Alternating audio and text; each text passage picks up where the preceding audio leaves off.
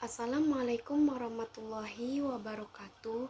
Perkenalkan, nama saya Isri Haryanti dengan NIM 19 12 10 180 dari jurusan Pendidikan Agama Islam semester 5 dengan mata kuliah Strategi Pembelajaran PAI.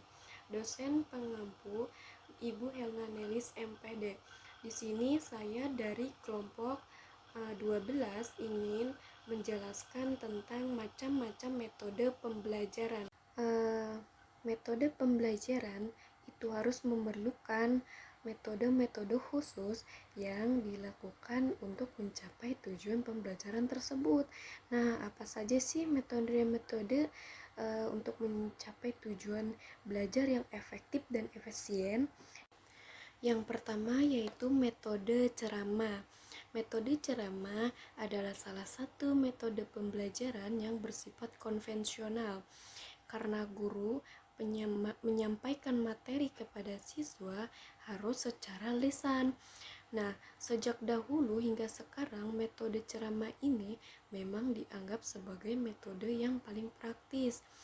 Namun, seorang guru ini harus menggunakan metode ceramah secara menarik agar para siswa tidak cepat bosan. Nah, selanjutnya yang kedua yaitu metode diskusi. Dalam metode diskusi, sesuai dengan namanya, metode ini selalu mengutamakan aktivitas diskusi.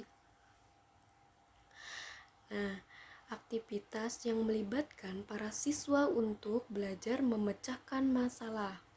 Penerapan metode diskusi juga biasanya dilakukan dengan membuat kelompok diskusi yang bertugas membahas sebuah masalah.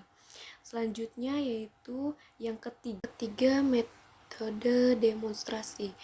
Di dalam metode demonstrasi merupakan salah satu metode pembelajaran yang dilakukan dengan cara praktikum agar siswa bisa melihat dan mempraktikkan secara langsung materi yang sedang dipelajari. Metode demonstrasi memang lebih menarik serta membuat siswa lebih fokus pada materi pelajaran tersebut. Selanjutnya yang keempat, metode ceramah plus. Di dalam metode ini sebetulnya mirip dengan ceramah pada umumnya, tetapi untuk metode ceramah plus biasanya disertai metode lainnya saat menyampaikan materi seperti diskusi, tanya jawab, demonstrasi dan latihan atau feedback antara pengajar dan murid. Selanjutnya yaitu yang kelima, metode resitasi. Di dalam metode resitasi biasanya mengharuskan siswa membuat sebuah resum tentang materi yang telah disampaikan oleh guru, di mana resum tersebut ditulis pada kertas menggunakan kata-kata dari siswa itu sendiri. Selanjutnya yaitu yang keenam, metode eksperimen. Di dalam metode eksperimen dilakukan melalui kegiatan percobaan atau praktikum di laboratorium. Siswa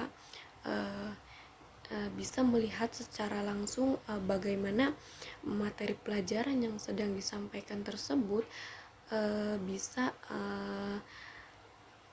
berupa ilmu pengetahuan dan sains. Selanjutnya metode karya wisata. Di dalam metode yang satu ini menggunakan metode tempat atau lingkungan. Jadi di dalam lingkungan ini mempunyai sumber belajar untuk siswa, di mana di dalam penerapan metode ini memerlukan pengawasan secara langsung dari guru. Misalnya museum, datang ke museum dan meneliti, sehingga datang ke tempat wisata alam dan lain sebagainya. Selanjutnya yang ketujuh, metode latihan. Di dalam metode ini merupakan metode pembelajaran yang dilakukan dengan keterampilan. Yang dilakukan keterampilan ini, siswa bisa dengan merangsang atau memanfaatkan membuat sesuatu. Biasanya setelah penjelasan murid akan diuji oleh beberapa pertanyaan dari seorang guru. Selanjutnya yang kedelapan, metode perancangan. Dalam metode ini, siswa akan dirancang agar mampu membuat sebuah proyek yang nantinya akan diteliti. Biasanya dapat berupa perancangan skema, data, grafik, dan lain sebagainya. Di dalam metode ini juga banyak digunakan dalam program khususnya di dalam kejurusan. Selanjutnya yang kesembilan yaitu metode debat. Di dalam metode ini mengajak siswa untuk berargumentasi secara perorangan atau berkelompok. Tetapi di dalam debat biasanya dilakukan secara formal atau memiliki aturan tertentu untuk membahas dan mencari penyelesaian masalah tersebut.